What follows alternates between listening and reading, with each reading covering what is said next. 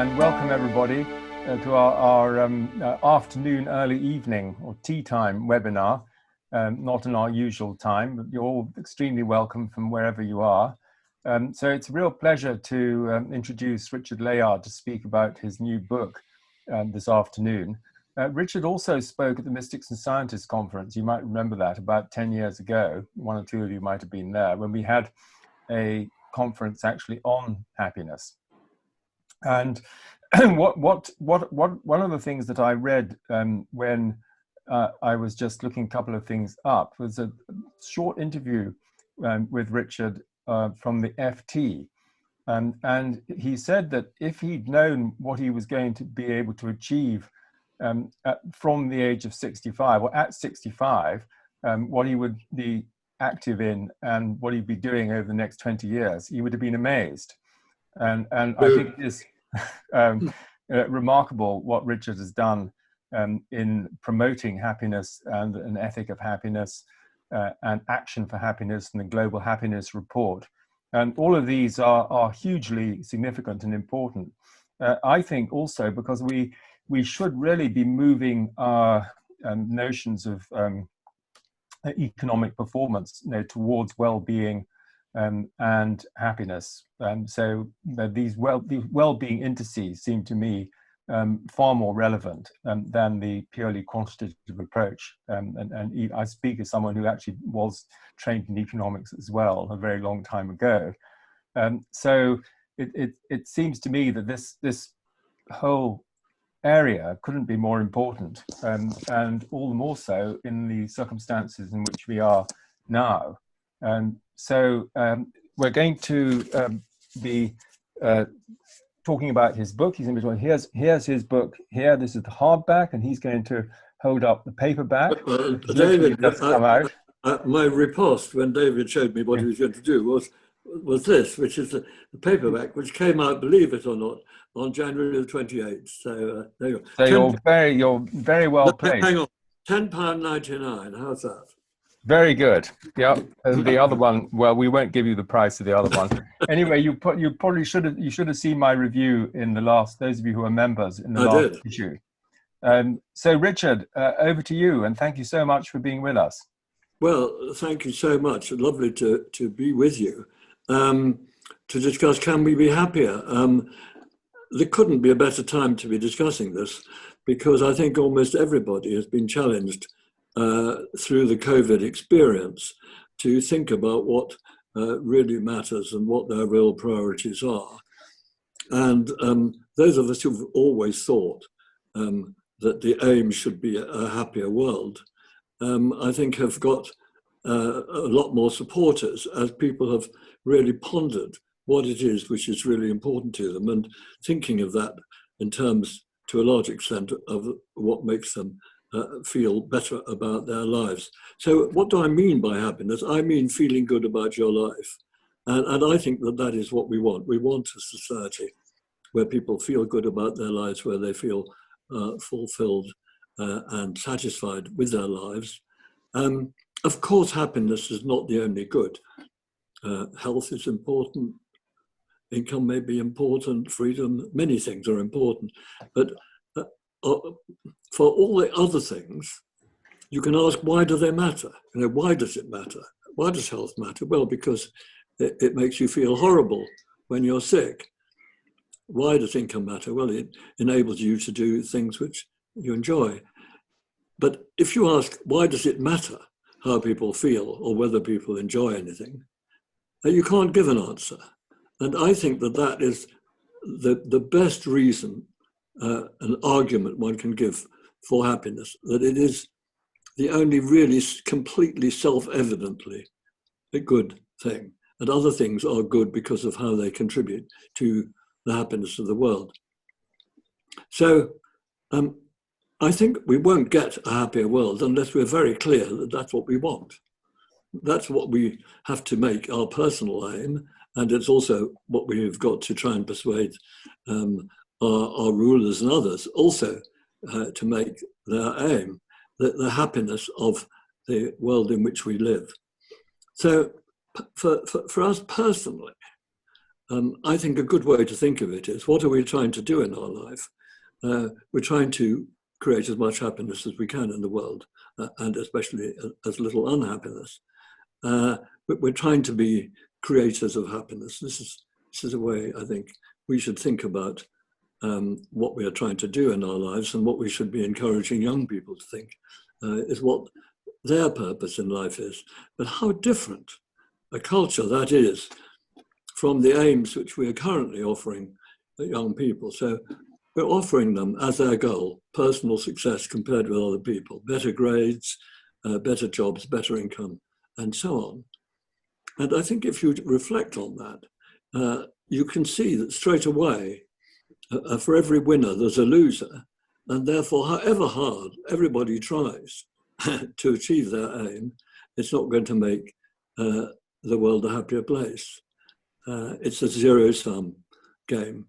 And what we absolutely have to move is to move from a culture of zero-sum to a culture of positive sum, where we are getting as much as possible of our happiness from the happiness which we create for other people. So that is the objective. But of course, none of these objectives are easy. It's not so easy to be good, as we know. And I just wanted to put in at this point a mention of Action for Happiness, which is an organization which I've co-founded. I don't know if anybody out there is a member of it, but it illustrates the point I'm making. The pledge which members take, and is now 200,000, is that I will try in my life to create as much happiness as possible and as little unhappiness. And then the question is how to do that. And I do think that we lack a secular framework for good living. I mean, to some extent, obviously the churches help people in the past to live well by at least helping them to regain their sense of perspective and to some extent their sense of duty once a week, if that was how often they went, and a sense of solidarity and a sense of that you're not the only person who matters, all of that. And what we're trying to do in Action for Happiness was to create that same kind of moment when you get together with other people and you gain your sense of perspective and you feel inspired and supported, but in a secular way. And just to tell you that we've got something that works, we did a randomized controlled trial on the course which members take when they first join. This is my first slide. Now this is a real challenge. Can I make the share screen work? Let me just try.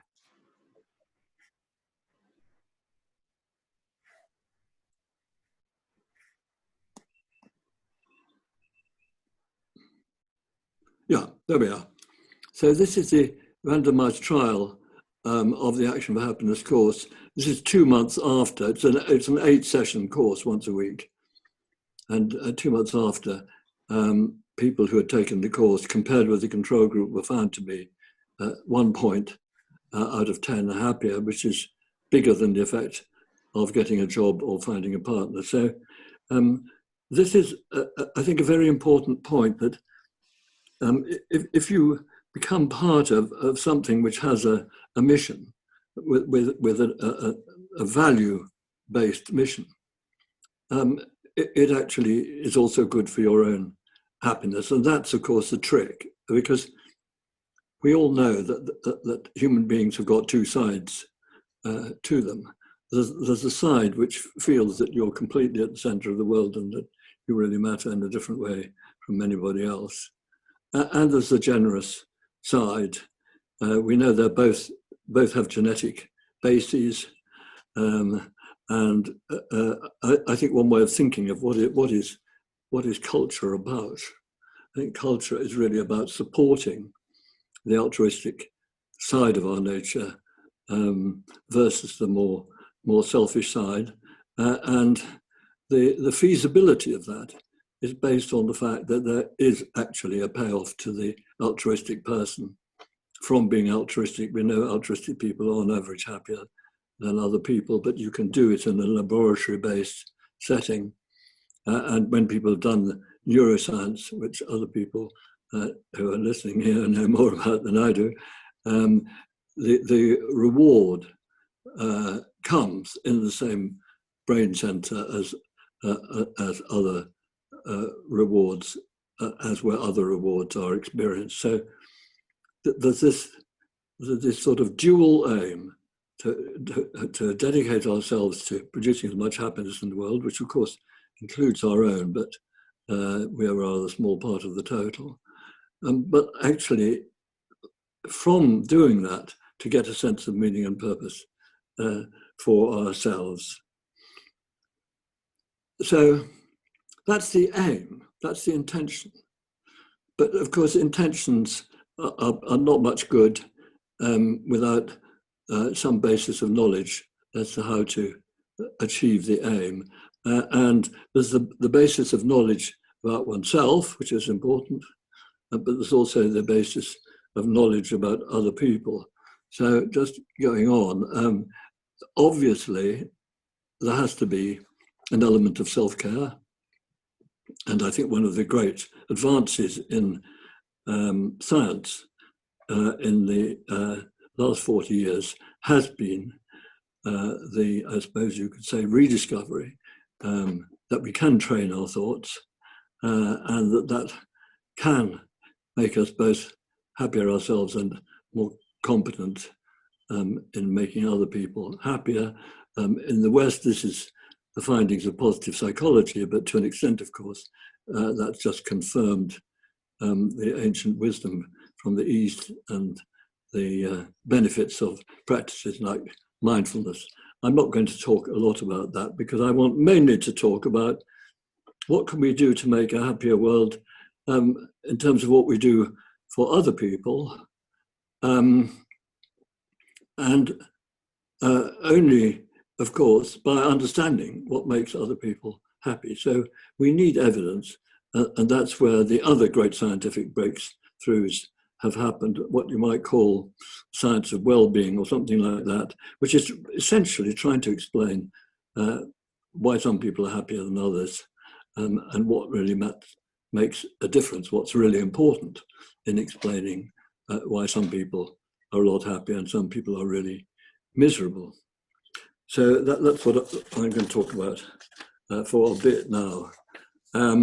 Let me just show you the plethora of articles. It is extraordinary how this subject has taken off. So you can see we're now up to about 2,000 articles a year on this. The problem with these articles is that they all have different ways of measuring happiness. They all show the effect of something with different other things being held constant, which is why we felt that it was worth trying to get a sort of coherent description of what is accounting for the spread of happiness in a population and in the world. So we use this consistent definition of happiness, which is life satisfaction. Overall, how happy are you with your life these days? 0 to 10. 0, very dissatisfied. 10, very satisfied. And I'm just going to give you 3 of the analyses that are in there. So the first obvious thing to do is simply to take the adult population and take things that we know about them in their current situation and see what are the most important things that are explaining this great spread of happiness and unhappiness in the population. And here are the answers. So if you look at the right-hand column first, these are factors which we can learn about by comparing countries, which we do using the so-called Gallup World Poll, whose results are published every March in the World Happiness Report. So So these are very important background social differences between societies. But then if you go to the left-hand column, there are these very big differences within any one society. So I'm going to mainly focus now on these differences within our society. And the first question is, as I said, take the adult population, let's look at what things we know about the people and see what explains the spread. So top comes mental health. A question typically, have you ever been diagnosed with depression or anxiety disorder? So a very simple yes-no question, so much more important than the whole spread of income inequality. Physical health is also important. And then come human relationships. So you've got in every society, family relationships or close personal relationships, most important. But then work is also important, including relations with the boss. I'll say a bit more about that in a moment. And then relationships in the community. And income inequality, which I worked on for most of my life up till I was 65, as David was saying, that turns out to be very much less important in explaining the spread of happiness than the things that I put above it there in that column. So let me give you the evidence for that.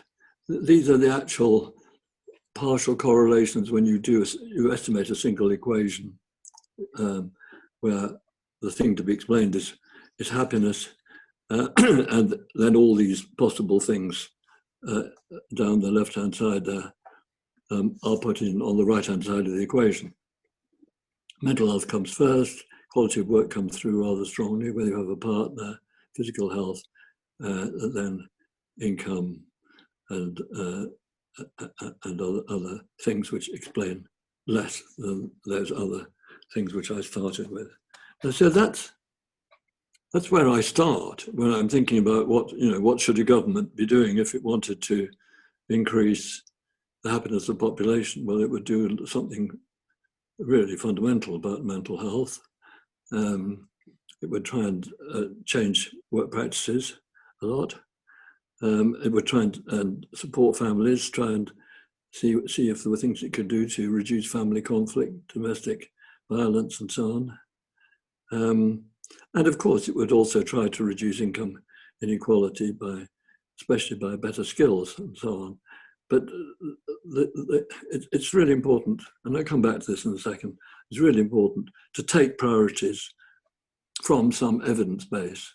Now then you might say, but look, doesn't a person's happiness as an adult largely reflect what happened to them in their childhood? Where had they got to at the end of their childhood and adolescence?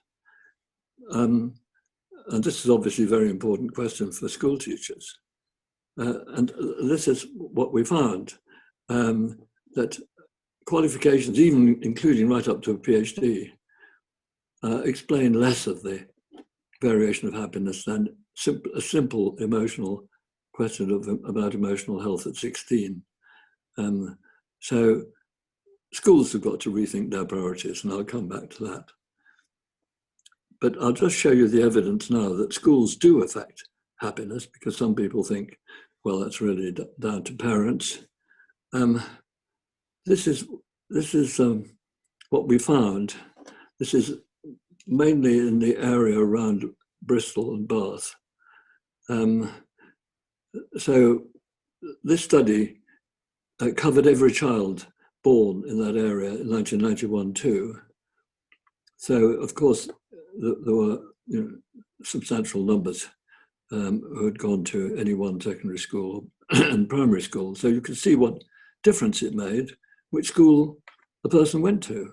And these are extraordinary facts, that the secondary school you're at and the primary school you were at 5 years earlier explain as much as everything that is recorded in this very careful survey about the parents. So that includes mental health of the parents, socioeconomic group of the parents, family conflict, all of these things.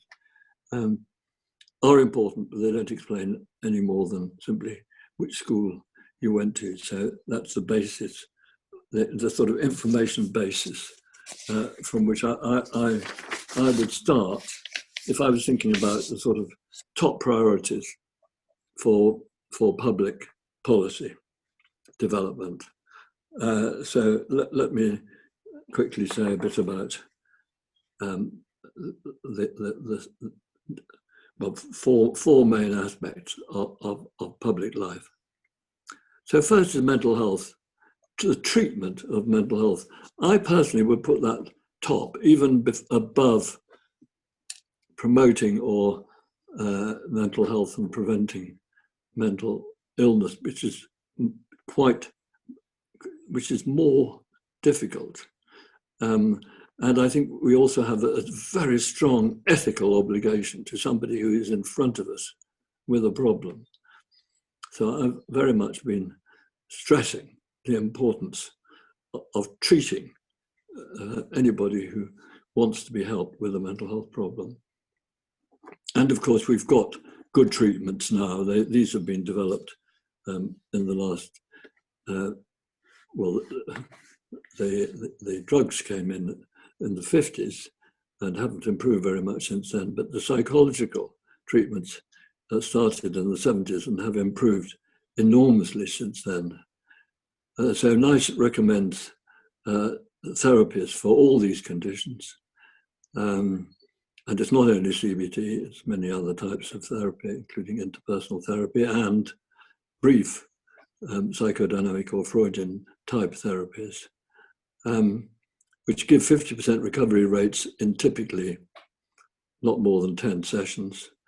We were able to show that there was no net cost to the government from providing these therapies because they enabled so many people to work who couldn't otherwise work, that the savings on benefits actually repaid the cost. But also we've discovered more recently that there are big savings in physical health care for people who had mental health problems and physical health problems. If their mental health problem was dealt with, they just consumed much less physical health care. So on the basis of these arguments, we got the Labour government then, Gordon was the Prime Minister at the time, to introduce this programme called Improving Access to Psychological Therapies, IAPT. And it's been very well managed because we've been so incredibly lucky in the clinical director, David Clark. So it's now treating 600,000 a year. And it's done well. Now, I want to get people to think that and to understand that so many of the things that we think we sort of casually call social problems are actually, to a large extent, mental health problems. So that's obviously true of substance abuse, gambling addiction, which I feel passionately about, and I was on the House of Lords Committee about it last year, and unfortunately a bit is beginning to happen. But also family conflict. Domestic violence is now coming to be thought of as an issue that needs treatment or that needs addressing. But the bill going through the Lords at the moment is almost entirely punitive. They're trying to stop the violent person being violent by threatening them with a long jail sentence. Whereas obviously this person needs help. And it's a job, it should be the job of the NHS to roll out. There are very good psychological treatments for domestic violence and family conflict, even following on infidelity.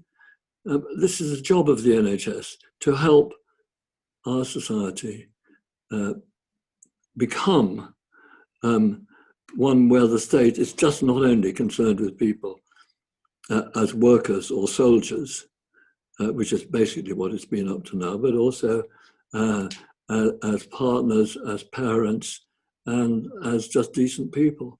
So we're going to have to broaden the area. It's not very expensive, and of course the savings are enormous in terms of not only, as I was saying before,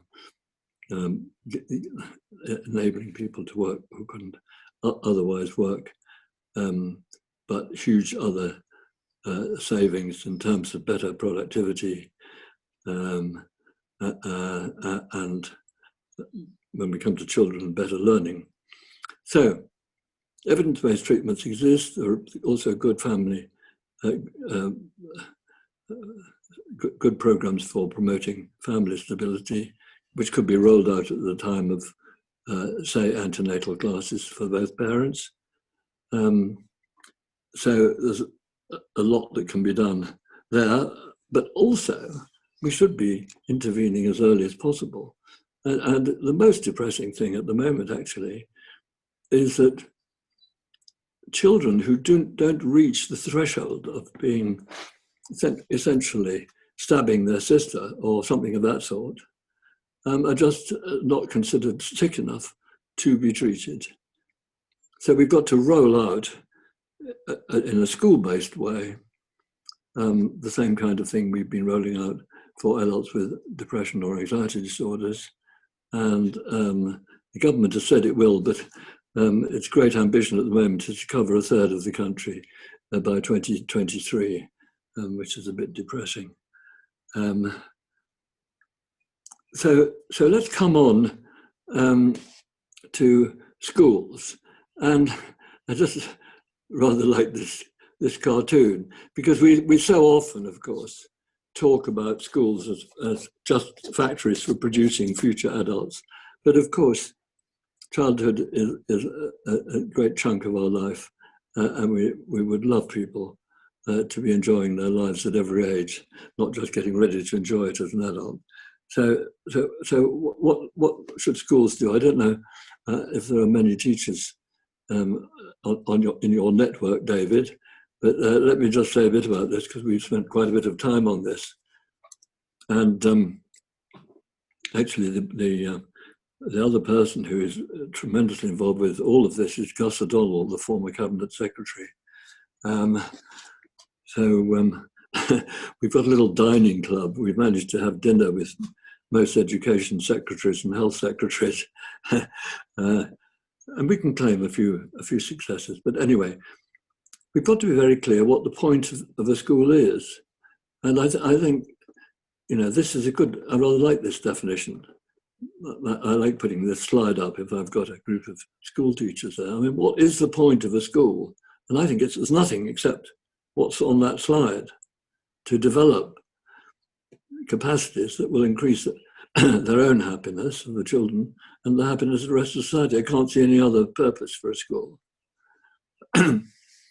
So that, of course, would put a very different slant on what the priorities of the school should be. So I think it'd be correct to say that at the moment, the whole thinking is they've got to pass exams because that'll make them productive. That's the thinking. But what about the whole of the rest of life that is important beyond the importance of income? And that's what we're talking about here. So here are a few things that I have observed to work. A WellBeing Code in a school, teaching life skills, a good school discipline, and the measurement of happiness. On we go. The schools that I've really liked are these so-called value schools. And they have a value of the month, and they have a big debate. What are the 20 values of the school? Single words. And then they have one word for each month over a sort of 2-year cycle. They only appoint teachers who agree with the school's values and are comfortable talking about mental health. Of course, bullying is a major problem and has to be really dealt with. But again,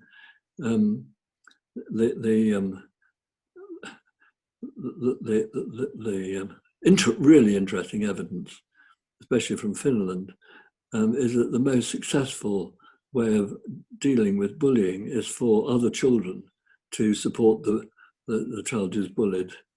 Again, we've got to get away from the sort of punitive, fear-based way of doing things.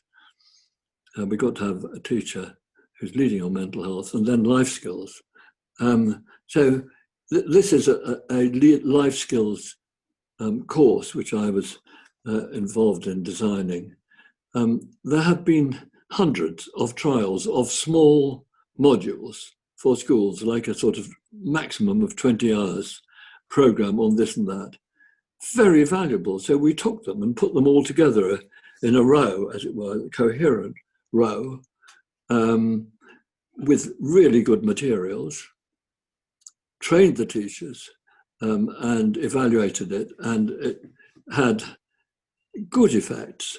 I don't think you can expect from any of these things, absolutely not from a 20-hour program, but even from an hour a week over 4 years, you can't expect to transform every child's life.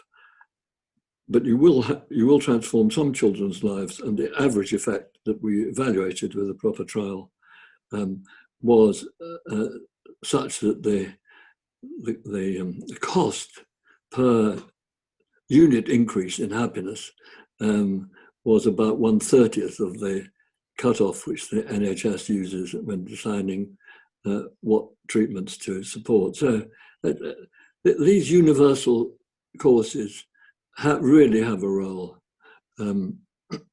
but you don't expect them to change everything. We must have school discipline. There are, again, effective ways of training teachers to maintain a calmness in the classroom without being excessively bossy. And this is what Gus is extremely keen on. We must be measuring happiness. If you treasure it, measure it. If we're going to get schools to take happiness as seriously as they take grades, it's got to be measured. Obviously, you're measuring the improvement in the children's happiness, not their level, because the intakes differ. I think probably it would have to be voluntary in Britain, but in Netherlands it's statutory for secondary schools. It should be centrally managed and processed, so that the teachers don't have to do too much. Let me come on to business. And I'd like, again, to start with a slide which describes what is the purpose of a business. And I think the only legitimate purpose for a business is to enhance the happiness of all those who are affected, which is not just the shareholders, but the workers, customers, and suppliers. And of course, there was this wonderful statement, which really, I think, was historic, by the US Business Roundtable in August 2019, that said that businesses do have a responsibility to all the stakeholders and not just to the shareholders. So there's a groundswell there that we can capture, but we've got to capture it with this clear idea that what are we actually talking about? We're actually talking about happiness, or, you know, to many hard-headed people, we have to use the word well-being. So we talk about well-being when we're talking to businessmen, and indeed to politicians. So that's very important. And then we've got to have ways, of course, of doing this. We've got to have a civilized atmosphere at the workplace, where workers have some influence on the way the work is organized, both from the point of view of making it more enjoyable for the workers, but also actually making it more efficient. There was a very good trial organized by MIT where more control raised happiness by 11%, lowered quitting by a third. And what we absolutely don't want is setting one worker against another within a team by ranking team members in this horrible way, forced ranking, which is still practiced in very many firms. There's a lovely Danish study studied cases where this forced ranking was introduced, and found that the 6% more of the workforce took antidepressants. 60% of the whole workforce went on to antidepressants. It's such a lovely, clear-cut piece of history that. What a pointless thing to be doing. Very doubtful whether it even raised productivity, but certainly it raised misery. And then finally, government. And then I'll shut up.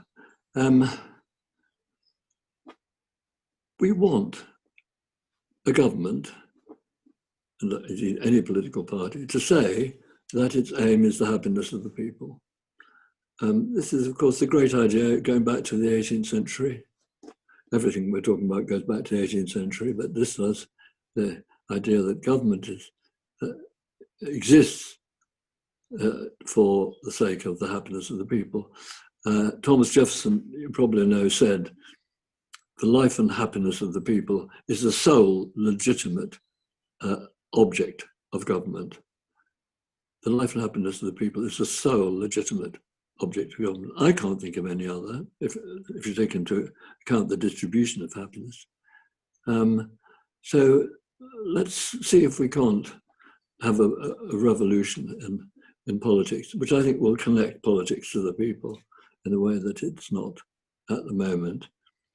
But it also has to be information-based. So we have been pushing the British Treasury to look at policies on the basis of how much net increase in happiness do they produce for each pound of net public cost. Now, obviously, one issue is there any chance that the government would do this? And the answer is it is hugely in their interest to do so. And a very brilliant student of ours, a former student, has been looking at elections in different European countries since 1970, and then American presidential elections, and has shown that, contrary to the idea that it's the economy which is decisive in affecting whether the government gets re-elected, it's the happiness of the people that's decisive in determining the outcome of an election, more so than the economy. Of course, the economy counts as well. You put them both in together, and you will find that happiness is explaining much more than the economy. So there's that remarkable finding. And I think that's our best hope. I mean, if we can get politicians to realize it's in their interests, there's a really, really good hope that they will go for it. If they do, as I say, the priorities are going to be not the physical infrastructure, which is sort of materialist construction. Of course, we need it, but you can get a false impression of its importance because you can touch it. The things that are incredibly important are the things you can't touch: mental health, child well-being, community organisation, and of course poverty relief. So this is what we're trying to push at the moment: social infrastructure, not physical infrastructure. But a lot of people are, of course, increasingly thinking in terms of, as they normally say, well-being as the outcome of government. So the OECD and the EU have both used the same phrase. They've requested member countries to put people and their well-being at the centre of policy design. I mean, this is quite a statement, you know, after years when it was wealth creation. But of course, it's going to take a while before everybody's doing it. The countries that have gone out on the limb are New Zealand with its well-being budget, Scotland with its well-being framework, and Iceland. As it happens, these have three lady chief ministers. They issued a statement together a year and a half ago. So I'm hoping we might get a male leader to step up to the mark. Anyway, that's a sort of quick tour of some of the things which I think need doing if we're going to use the evidence of what's important to produce a happier society. Things that we need doing by people as professionals, teachers, employers, health workers, and so on. But of course, in the end, it's us as individuals who are going to be the most important of all. And, we have, as I say, we have to be the change we want to see. So I think the real issue is whether we can be serious enough about this to try to become creators of happiness. I think we will need organisations to help, which include networks like your own. But things are moving in the right direction, and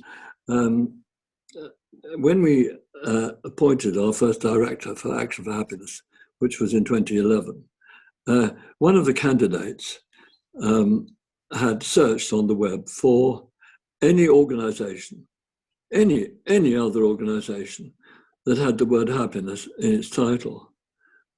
And the answer which came back on his screen was, your search for happiness has produced no results. That, I think, would not be the case now. Things are moving, and I think that, we've all of us got our own little bit to play in the story. So I'd love to hear your views.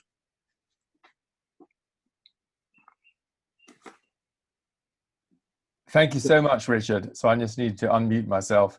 Yeah. That's all extremely encouraging, I think. So, Tuvi, you're next.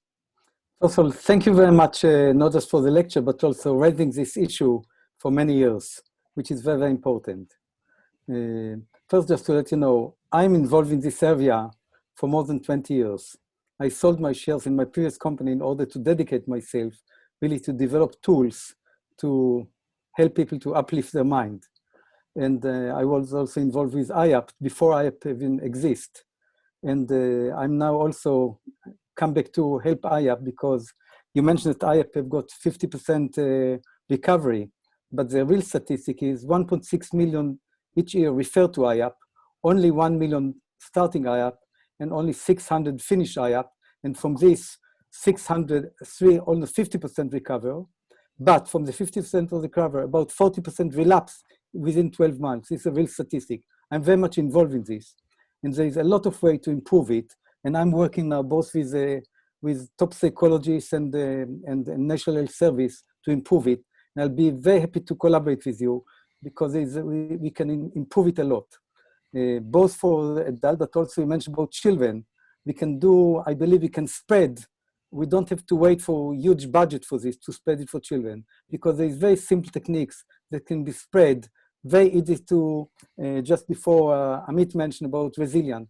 You can teach very simple techniques from breathing, other techniques to children that can be spread without huge budget, etc. I'll be delighted to help you with this.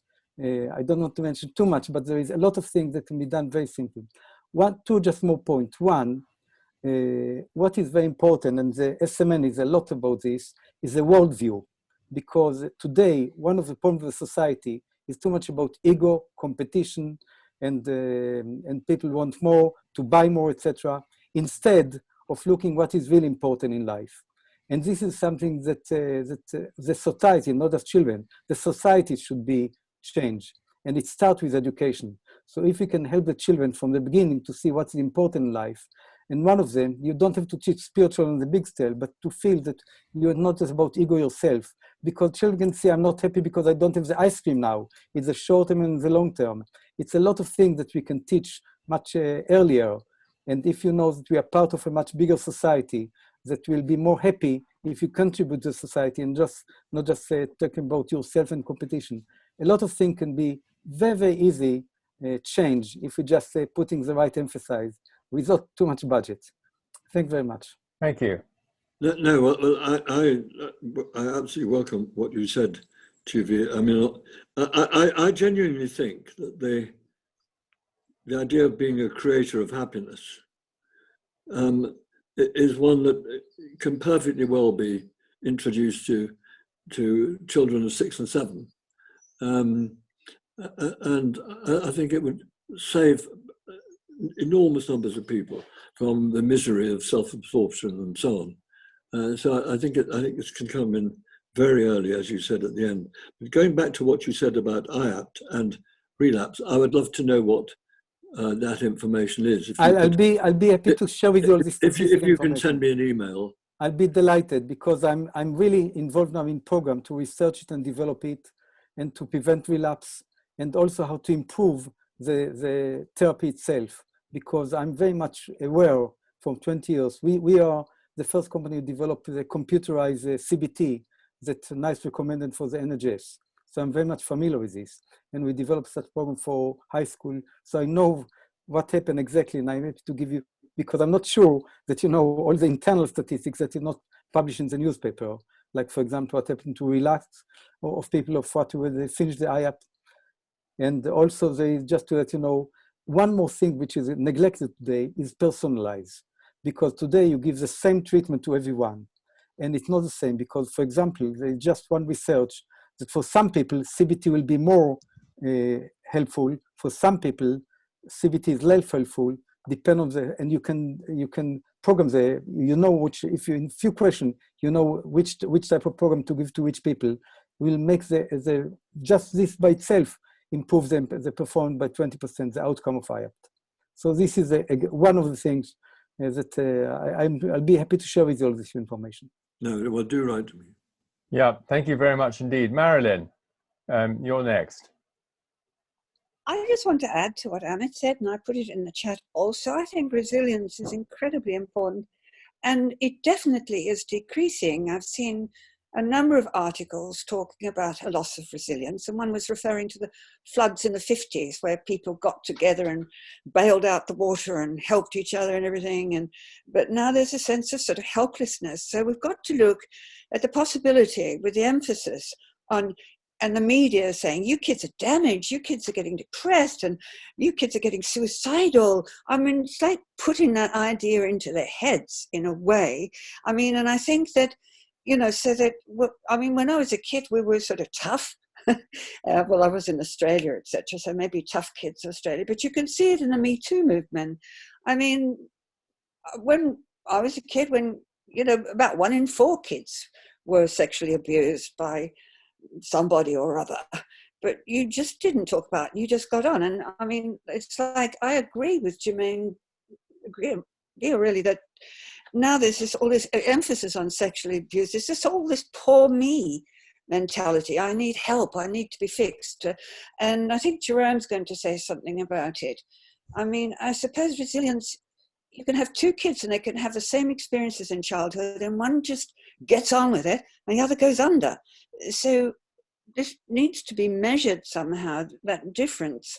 And I think that I used to work in Place to Be, 4 hours a week. I'd take off work, and the kids used to self-refer in a school in Kentish Town, and they could self-refer and they say, I want to go to Place to Be. But in Place to Be, we didn't try to fix people's problems. We talked to them about how they're going to handle it themselves, if you know what I mean. So resilience is sort of the difference between, I need help, help me, I'm depressed, I'm going to commit suicide, etc., versus how can I sort this out and be strong and get on with my life. So I think it's really important to note that resilience is decreasing, and there'll be a reason for that. Thank you. Thank you. Well, I mean, I do think that the strength of these psychological therapies developed since the 70s has been that they are very much oriented towards helping people to help themselves. And I think that the phenomenon of feeling a victim that you're talking about it is not unconnected with the huge influence of Freud. And I would have thought that influence is waning. So I'm not quite so pessimistic as you are, certainly about what the therapists are trying to do to people. I mean, they are forward-looking now, whereas they were backward-looking until more recently. So I think that's a good move. But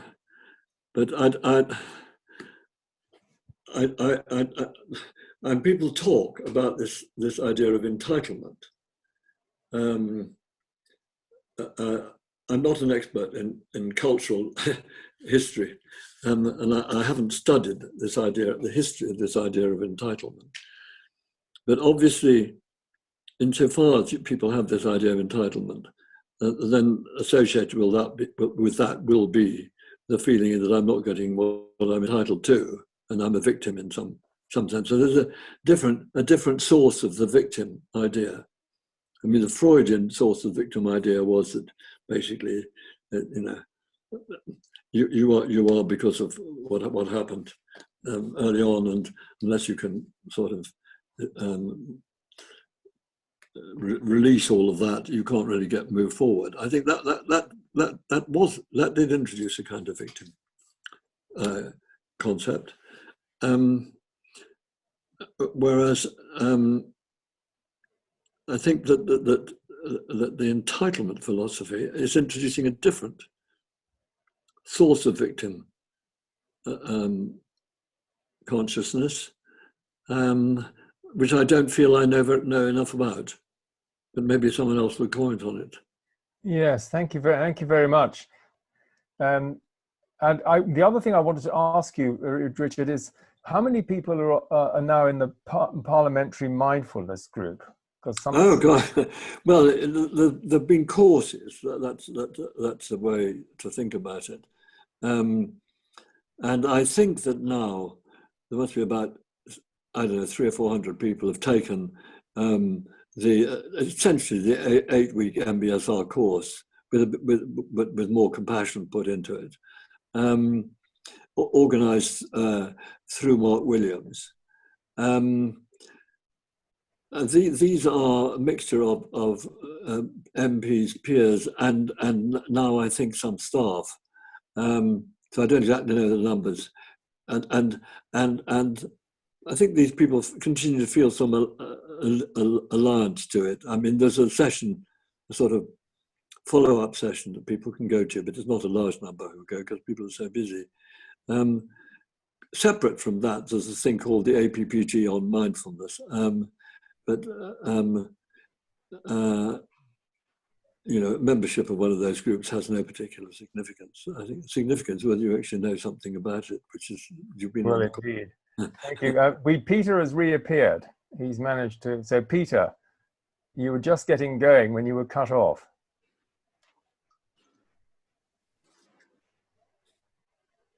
I'm sorry about that. It's that many more people get onto my satellite system because I'm in a Scottish glen with a lot of snow, and it goes down in the evenings occasionally. Yes, again, thank you for your talk. What I noticed was that the idea that government is there to increase people's happiness is such a foreign idea that I immediately reacted negatively to it. They don't do that. They talk about economic indexes, we use the capitalist model, all that sort of thing. And there really isn't enough governments there to make their citizens happy. So that's my first point. My second one is that spiritual psychiatry has now been on the books for a long time about I wrote my first chapter on it probably about 10 years ago. And this was when the whole idea of what spirituality is and what it means and what it finally means, of course, is just what's important to the individual. So psychiatry has gone through a huge change, and it's recognized that drug models are in fact not what it's about at all. It's about behavior, and that what's come from this is the mechanisms within the body that respond very, very closely to the sort of environment that you're in and what you think of yourself and what other people think of you. There are whole lots of systems on this that you can look at. So if we could get your idea of getting the government really to, in fact, talk about happiness for its citizens, it would make a huge difference, because we could then start to measure ourselves against this. And we have within ourselves the mechanisms for responding enormously well. So thank you very much for your talk. Well, thank you for those observations. I agree. I think that a lot of people feel that this is somehow not for the government, but one has to remember that what people think is for the government has changed enormously over time. I mean, education was not thought of as anything to do with the government until 150 years ago. The management of the business cycle was not really thought of much until, say 100 years ago.